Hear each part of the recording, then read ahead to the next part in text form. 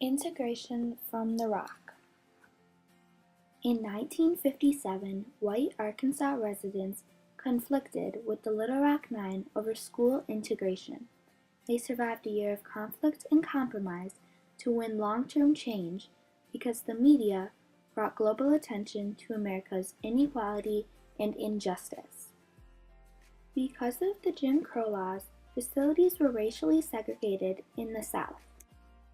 On May 7, 1954, the U.S. Supreme Court ruled that segregation of public schools in America was unconstitutional during the Brown v.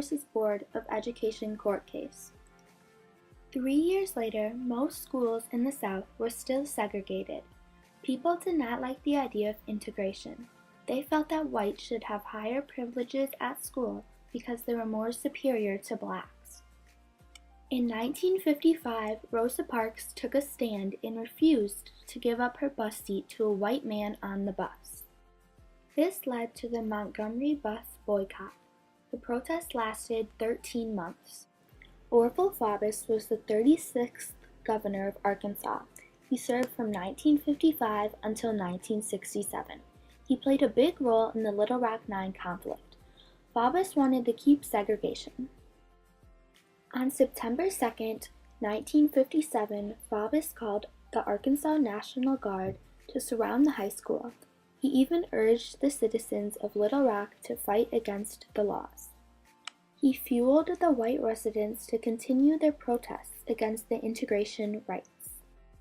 Daisy Bates was the civil rights advocate that organized the Little Rock Nine students. She helped fight for integration.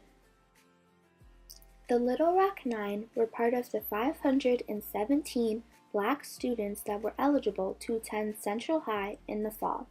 80 of the 517 students wanted the opportunity. Even though the segregation of any public white school was illegal, the Supreme Court had ordered desegregation with an all-deliberate speed. And schools had taken their time in complying. In the South, schools were still segregated. Daisy Bates pushed for integration. After interviews, 17 students were selected to attend Central High, an all-white school. 8 out of the selected few decided to stay at the all-black school they previously attended, Horace Mann High School. The 9 that remained were soon called the Little Rock Nine. On September 4th, the Little Rock Nine attempted to enter the school. They were turned away by the Arkansas National Guard and protesters. After this, on September 20th, 1957, federal judge Ronald Davies ordered the National Guard to be removed from Central High. He argued that Faubus did not use them to preserve law and order.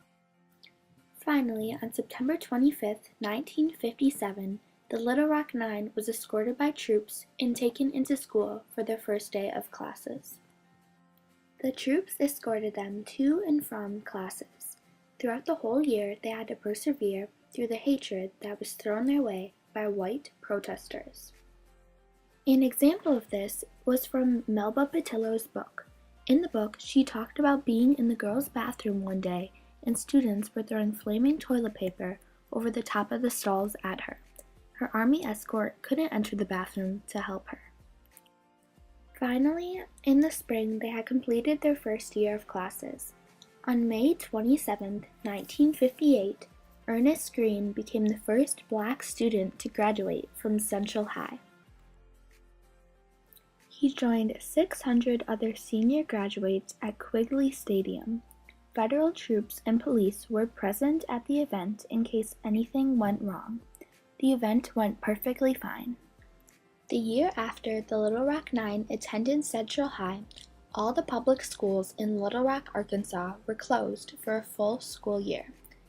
This happened because Governor Orville Faubus was against the integration laws and would no longer compromise. He felt that schools should stay segregated. The law that segregation was unconstitutional only stood true for public schools. He also wanted to reduce the tension between citizens in the city. When the public schools reopened on August 12, 1959, Segregationists protested. Governor Faubus encouraged them to fight against integration. Eventually, the mob protested at Central High. An estimated 21 people were arrested after the police and fire broke it up. The Little Rock Nine changed our lives today. Their perseverance can still be seen today all around us. They inspired others to fight for equality no matter what you have to persevere through. Even today, some people don't have rights to equal education. They are inspired by the previous stories of these 9 young children. The use of media at that time made Americans pressure the government to help the issue. Today in America, we can all equally attend schools together no matter what race you are. In fact, today Central High is made up of approximately 54% Black and 43% white students. In 1957, the white Arkansas residents conflicted with the Little Rock Nine over school integration.